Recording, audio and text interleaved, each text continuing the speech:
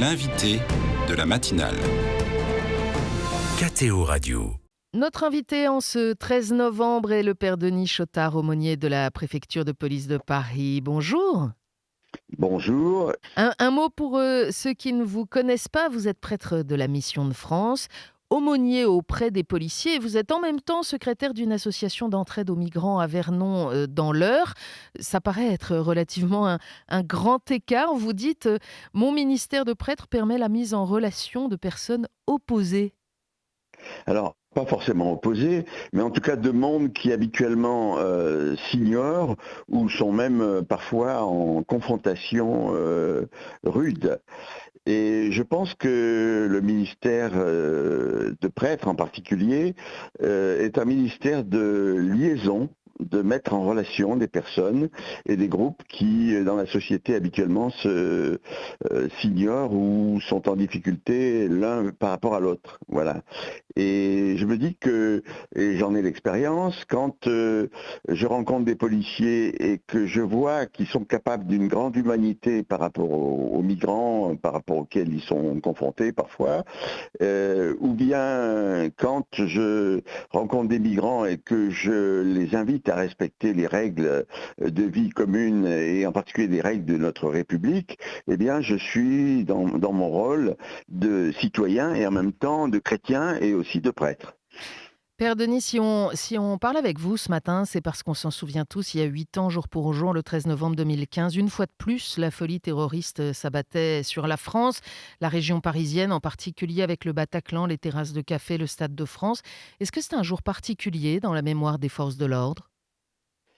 Évidemment, c'est d'ailleurs à la suite de ce jour-là qu'ont été créées à la préfecture de police de Paris les aumôneries. Elles datent donc de 2016 et le préfet de police de l'époque a créé des aumôneries pour apporter un soutien humain et spirituel aux policiers qui étaient le plus exposés dans leur mission.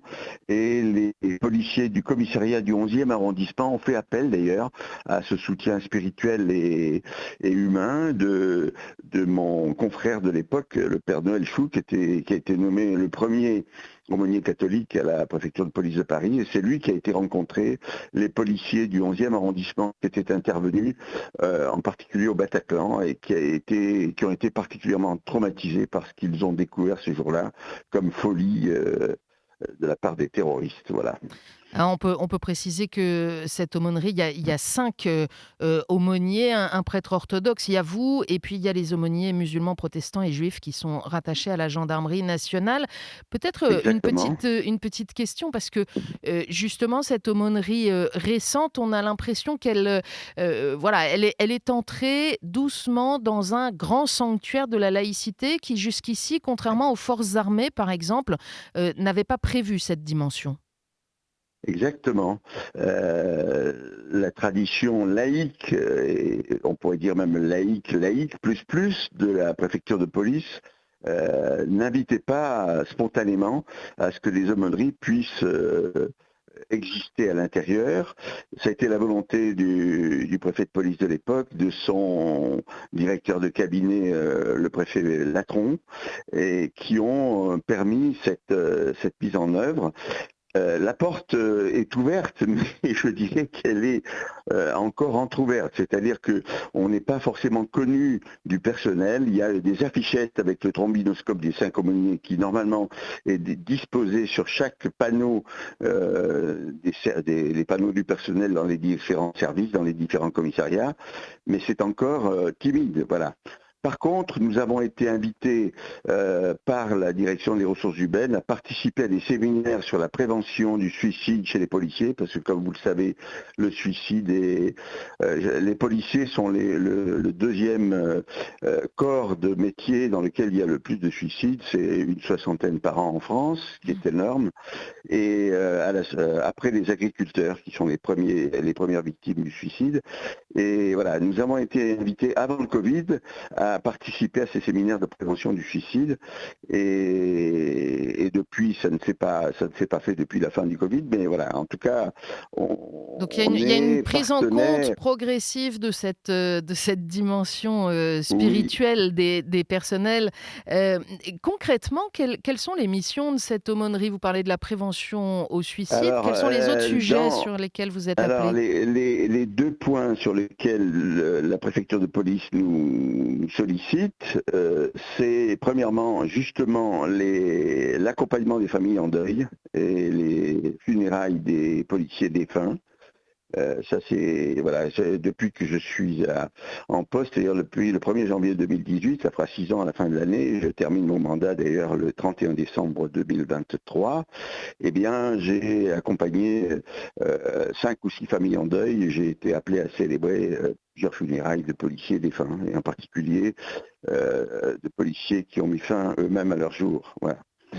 Et nous avons d'ailleurs chaque année, et c'est ce jeudi 16 novembre à 10h à l'église Saint-Germain-des-Prés, la messe de la Saint-Martin, en présence de la musique des gardiens de la paix de la préfecture de police de Paris, en présence des autorités de la préfecture de police et des autorités du ministère de l'Intérieur, une messe à l'intention des policiers décédés dans l'année. Oui. Vous savez que la Saint-Martin, c'est le 11 novembre, donc le 16 novembre, le jeudi le plus proche de la fête de Saint-Martin, nous célébrons cette messe chaque année Ce sera à à l'église Saint-Germain-des-Prés à Saint-Germain. 10h pour ceux qui sont à Paris ou en région Voilà, et elle parisienne. sera présidée par Monseigneur Antoine de Romanet, qui est l'évêque aux L'évêque du armées. diocèse aux armées françaises. Voilà.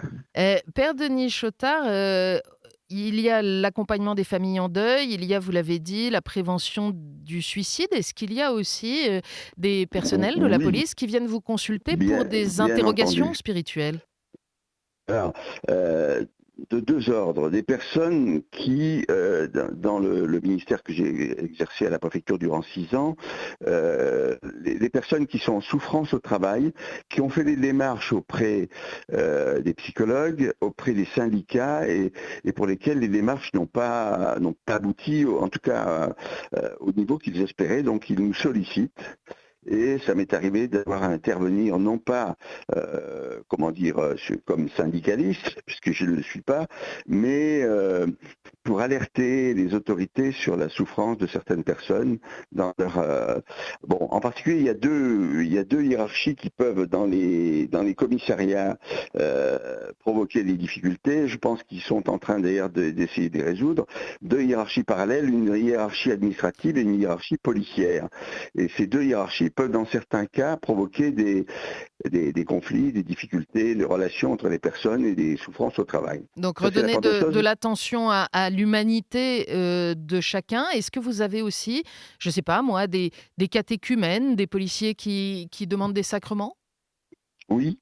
Alors effectivement, j'ai béni le mariage de plusieurs policiers qui m'ont demandé de le faire, donc dont en particulier un policier de la BAC Nuit de Paris qui m'a beaucoup appris sur son travail.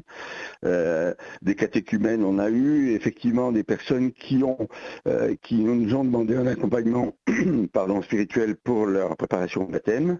Hein, on en a eu 2 ou 3, mais ça reste encore timide.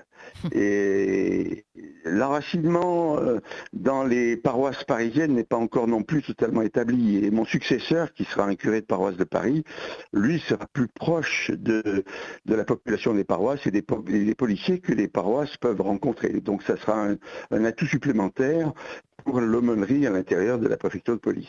Père Denis Chotard, on le sait, il y a un rapport difficile de la société et des médias aux forces de l'ordre depuis quelques décennies. Déjà, elles sont souvent mises en cause pour leur brutalité, souvent prises pour cible aussi. On se rappelle, c'est encore tout proche de nous, des émeutes urbaines au début de l'été à la suite de la mort de Naël. Comment est-ce que c'est ressenti par les personnels auprès desquels vous êtes? Là, il y a ce qui est dramatique, c'est que chaque fois qu'il y a, on pourrait dire une bavure ou quelque chose d'anormal qui se produit de la part de policiers, on en fait, les médias s'en emparent et ça soulève des protestations et voire des violences chez les jeunes en particulier. Et on ne parle pratiquement pas de tout le travail au quotidien des policiers. J'en suis le témoin, qui font un travail remarquable de protection des populations, des biens et des personnes, qui sont le rempart de la République contre tous les assauts du terrorisme, des violences urbaines, des injustices. Ils sont là pour défendre la veuve et l'orphelin, comme nous dit la Bible, et ils le font la plupart du temps avec je dirais, un engagement total, quoi. Donc, bien sûr, il peut y avoir des choses injustes faites, des violences inexplicables et inexpliquées de la part de quelques policiers isolés, mais dans l'immense majorité des policiers que je rencontre, leur travail est fait avec une humanité exceptionnelle. Est-ce que Et cette d'ailleurs, incompréhension, elle ne vient pas un peu du fait qu'ils sont finalement la première ligne ou peut-être la dernière ligne d'un rapport à l'autorité dans une société qui a de plus en plus de mal, en particulier les jeunes, avec cette idée qu'une autorité soit légitime? Absolument, absolument. On voit bien combien l'autorité a perdu en crédit depuis les années 68, quoi. Et il y a une crise de l'autorité dans nos sociétés. Cette crise de l'autorité, elle est évidemment sentie en première ligne par les policiers eux-mêmes. Et d'ailleurs, les policiers eux-mêmes souffrent énormément de cet isolement qu'ils ressentent souvent, quoi, parce qu'ils n'ont pas toujours le soutien de leur hiérarchie. Enfin, ils ont le soutien de leur hiérarchie dans le principe, mais dans les faits, la police qui était autrefois une famille, eh bien aujourd'hui les policiers se sont souvent isolés, en particulier les jeunes qui viennent de province et qui sont des célibataires géographiques et qui ont laissé leur famille et qui se retrouvent en région parisienne à vivre dans des appartements en banlieue, qui sont en difficulté dans leur travail, dans leur vie de famille et dans leur situation géographique. Eh bien, c'est compliqué pour eux et on voit bien toute la souffrance qu'ils portent, quoi. Donc, n'étant pas soutenus humainement comme ils pourraient l'espérer, leur vocation initiale eh bien, se trouve rapidement ou trop rapidement affectée, quoi. On sent... Et il y a une fatigue. Je vous donne simplement un exemple. J'ai accueilli une jeune policière il y a 3 ans qui était en burn-out parce qu'elle était dans le service de recrutement. Elle était majeure de police dans le service de recrutement des policiers en région parisienne, de la préfecture de police.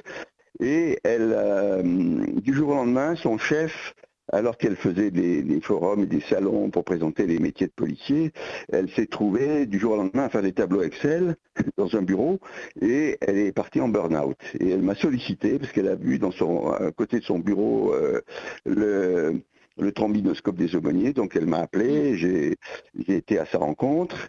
Et figurez-vous qu'elle avait été baptisée communiée, mais elle n'avait plus de contact avec l'Église depuis bien longtemps. Et elle a accepté, et elle a été très heureuse que je lui propose de faire une retraite spirituelle dans une abbaye.